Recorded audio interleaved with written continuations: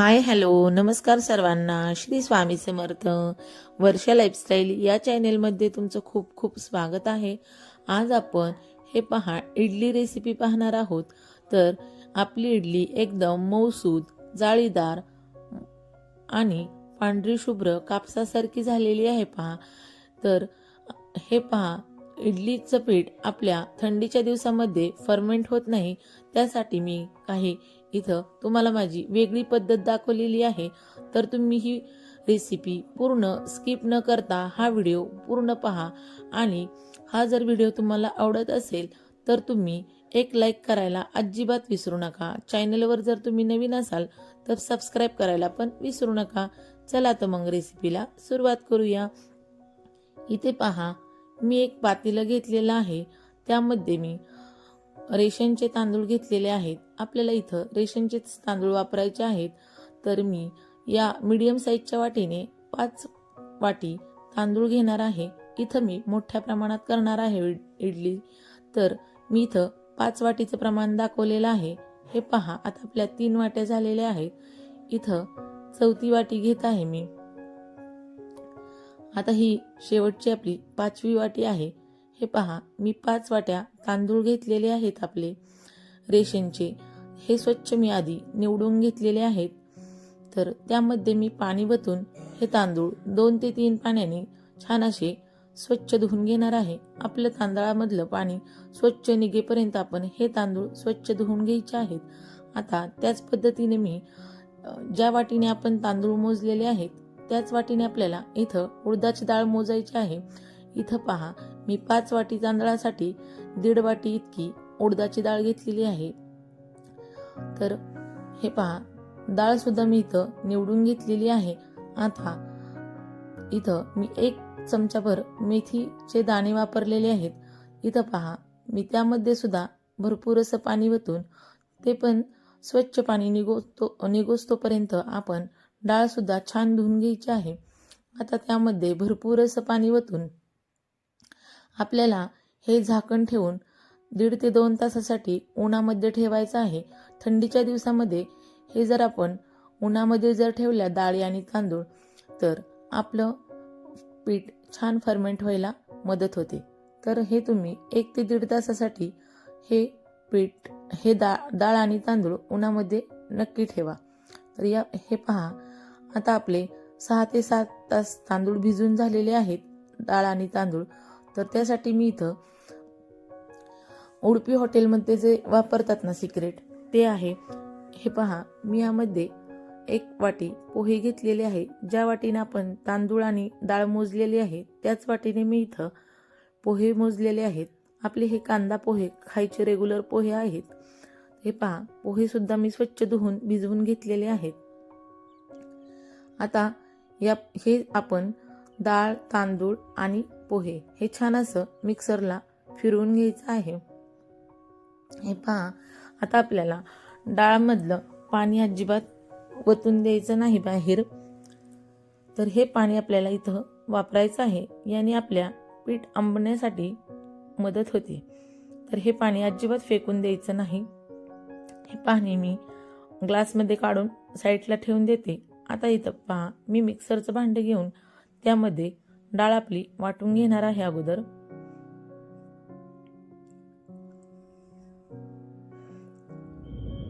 इथं मी मीडियम साईजचं मिक्सरचं भांडं घेतलेलं आहे. तर आता आपण थोडं थोडं पाणी घालत छान असं आपली डाळ बारीक वाटून घ्यायची आहे. हे पहा, आता आपली डाळ इथं हे पहा थोडंसं पाणी घालून अजून एकदा परत फिरवून घेऊया आपण. तर या पद्धतीनेच मी ही सर्व डाळ वाटून घेणार आहे.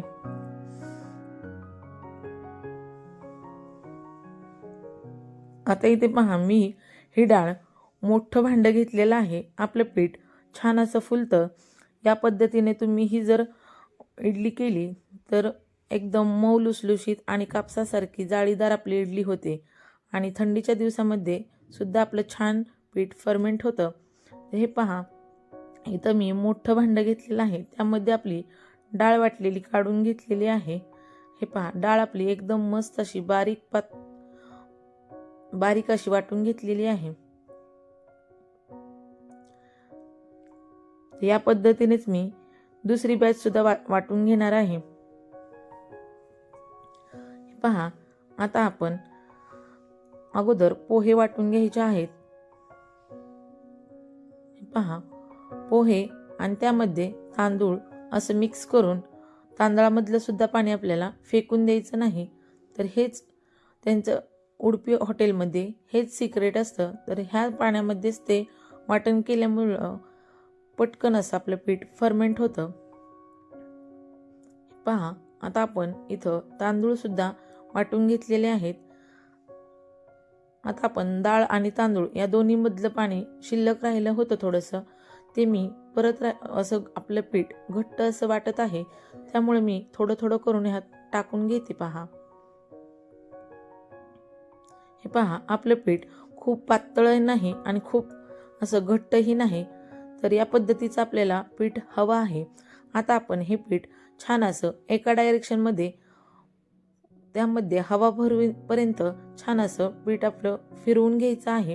हे पहा, छान असं पीठ फिरवल्यानंतर ना आपल्या पिठाला छान असे बबल्स आलेले आहेत. आता पीठ मी फर्मेंट होण्यासाठी इथं मी एक ट्रिक वापरलेली आहे. तर आता आपण हे पीठ झाकून ठेवूया. नंतर ना आपण इथं थंडीच्या दिवसामध्ये पीठ आपलं लवकर आंबत नाही, त्यामुळे मी इथं एक छोटीशी गोधडी घेऊन त्यामध्ये हे पीठ ठेवलेलं आहे फर्मेंट होण्यासाठी. तर हे पहा, आता मी रात्रभर असंच पीठ ठेवलं होतं. तर आता हा दुसऱ्या दिवशीचा व्हिडिओ आहे. तर हे पहा, आपलं पीठ एकदम मस्त असं हलकं फुलकं आणि जाळीदार झालेलं आहे. इथे पहा, खूप कडाक्याची थंडी आहे, तरी सुद्धा आपलं पीठ एकदम मस्त असं जाळीदार, हलकं फुलकं आणि एकदम मस्त आपल्याला जसं हवं आहे तसं फर्मेंट झालेलं आहे. हे पहा, तर या पद्धतीने तुम्ही हे पीठ जर तयार केलं तर नक्कीच तुमचं पीठ आणि तुमच्या इडल्या छानच होणार. हे पहा, आता आपण हे पीठ सगळं व्यवस्थित हलवून घेऊया.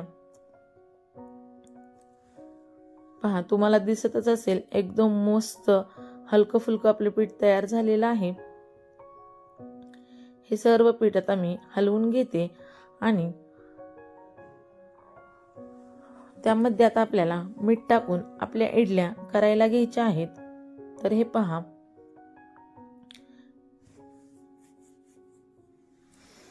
तर या पद्धतीने तुम्ही ही इडली नक्की करून पहा. आणि माझ्या चॅनलवर जर तुम्ही नवीन असाल तर सबस्क्राईब करायला अजिबात विसरू नका. आणि एक लाईक पण तुमचा खूप महत्त्वाचा आहे, तर लाईक पण करायला अजिबात विसरू नका. इथे पहा, मी मला ह्या सर्व पिठाच्या इडली करायच्या आहेत, त्यामुळे मी इथं मीठ टाकून घेतलेलं आहे. तुम्हाला जर ह्या सर्व पिठाच्या इडल्या करायच्या नसतील तर तुम्ही यातलं पीठ थोडंसं बाजूला काढून नंतर राहिलेल्या पिठामध्ये मीठ टाकू शकता. हे पहा, मीठ मी छान असं मिक्स करून घेतलेलं आहे पिठामध्ये.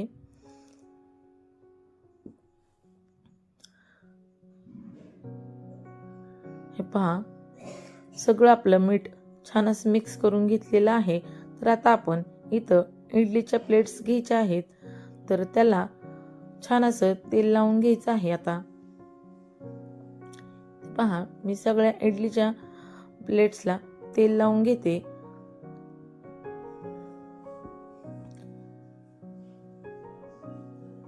तर आता आपण इथं इडलीच्या प्लेटमध्ये पीठ आपलं छान असं भरून घेऊया. तोपर्यंत मी तिकडं दुसरीकडे इडलीच्या कुकरमध्ये पाणी वतून गॅसवरती तापत ठेवलेलं आहे.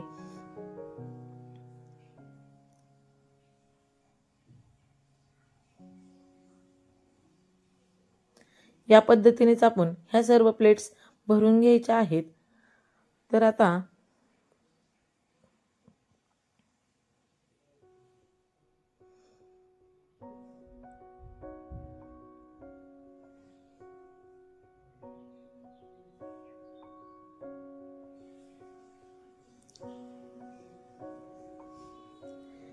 पहा, आता आपण आपला कुकर तापत ठेवलेला आहे गॅसवरती. आता आपण ह्यामध्ये आपल्या इडलीच्या प्लेट्स ठेवूयात. हे पहा, मी इडलीच्या प्लेट्स कशा ठेवत आहे. ज्या ठिकाणी होल आहे त्या ठिकाणी आपली इडली परत दुसरी आलेली आहे. या पद्धतीने आपण ह्या सर्व प्लेट्स अशा ठेवून घ्यायच्या आहेत, म्हणजे आपल्या इडल्या एकदम छान अशा मस्त फुलतात. हे पहा, झाकण लावून आपण 15 मिनिटासाठी हे इडली अशीच ठेवून देऊया. 15 मिनिटामध्ये आपली इडली तयार होते. तर आता तोपर्यंत आपण इथं खोबऱ्याची चटणी रेसिपी पाहूया. तर इथं मी ओला नारळ घेतलेला आहे 1 वाटी, मिरच्या, आलं, लसूण, फुटाण्याचे डाळे आणि हिरवी मिरची घेतलेली आहे. इथं मी मोठं मिक्सरचं भांडं घेऊन त्यामध्ये आपला ओला नारळ चिरून घेतलेला आहे बारीक. इथं अर्धी वाटी फुटाण्याचे डाळे घेतलेले आहेत. भरपूर अशी कोथिंबीर घ्यायची आहे, म्हणजे आपल्या चटणीला छान असा कलर येतो. तर इथं मी आलं, लसूण आणि मिरच्या हे पण घालून घेऊन त्यामध्ये आता 1 चमचाभर, मोठा चमचा भरून साखर घातलेली आहे. साखरेने आपल्या चटणीला छान अशी टेस्ट येते. इथं पहा, मी चवीपुरतं मीठ घातलेलं आहे. आता यामध्ये पाणी घालून, थोडंसं पाणी घालून आपण हे फिरवून घेऊया. हे पहा, आता आपल्याला हे अजून थोडंसं पाणी घालण्याची तर गरज आहे, तर मी अजून थोडंसं पाणी घातलेलं आहे. आता आपल्याला छान अशी बारीक ह्याची चटणी वाटून घ्यायची आहे. हे पहा, आपली चटणी तयार झालेली आहे. तर आता आपण हे एका भांड्यामध्ये काढून घेऊया. या पद्धतीने तुम्ही ही चटणी सुद्धा करून पहा, खूप मस्त टेस्टी होते. आणि आता आपण इथे तडका घालणार आहोत चटणीसाठी. तर मी इथं तडका पॅनमध्ये 2-2.5 पळी तेल वतलेलं आहे. तेल आपलं छान असं कडकडीत तापून द्यायचं आहे, म्हणजे आपल्या मोहरीला छान असा तडका बसतो. तर हे पहा, मी थोडीशी मोहरी टाकून पाहिली, पण आपले अजून तेल काही तापलेलं नाही. त्यामुळे मी अजून 2 मिनिट थांबून नंतर त्यामध्ये मोहरी, कढीपत्ता आणि इथं बेडगी मिरची टाकलेली आहे. तर आता आपण गॅस बंद करून घेतलेला आहे. आपली फोडणी करपायला सुद्धा नको. तर आपण त्या चटणीमध्ये फोडणी वतून त्यावरती पटकन असं झाकण ठेवलेलं आहे, म्हणजे आपल्या फोडणीचा फ्लेवर आपल्या चटणीमध्ये छान उतरतो. हे पहा, आपली चटणी तयार झालेली आहे आता. तर या पद्धतीने तुम्ही ही चटणी आणि इडली रेसिपी नक्की करून पहा, खूप मस्त टेस्टी होते. हे पहा, आपल्या इडल्या सुद्धा खूप छान अशा फुललेल्या आहेत. हे पहा, आपल्या इडलीला मस्त अशी जाळी पडलेली आहे. या पद्धतीनेच आता मी चमच्याने इथं इडली काढून घेत आहे. थोडंसं थंड होऊन द्यायचं, मगच आपल्या इडल्या काढायच्या आहेत, नाहीतर आपल्या इडल्या तुटतात. त्यामुळे थंड झाल्यानंतरच काढायच्या आहेत. हे पहा, आपल्या इडलीला मस्त अशी जाळी पडलेली आहे. खूप मस्त हलकी फुलकी अशी ही इडली झालेली आहे. या पद्धतीने तुम्ही हे इडली रेसिपी नक्की करून पहा. आणि मी या चॅनलवर मी चॅनल नवीन ओपन केलेला आहे, तर तुमचा एक लाईक, एक सबस्क्राईब माझ्यासाठी खूप महत्त्वाचा आहे. तर माझ्या चॅनलवर जर नवीन असाल तर नक्की सबस्क्राईब करा, एक लाईक करा आणि व्हिडिओ पूर्ण बघितल्याबद्दल धन्यवाद. तर या पद्धतीनेच आता आपण हे इडली आणि चटणी आपली तयार झालेली आहे. हे पहा, श्री स्वामी समर्थ. असंच पुन्हा भेटूया नवीन व्हिडिओमध्ये. तोपर्यंत सर्वांना बाय बाय, धन्यवाद. श्री स्वामी समर्थ.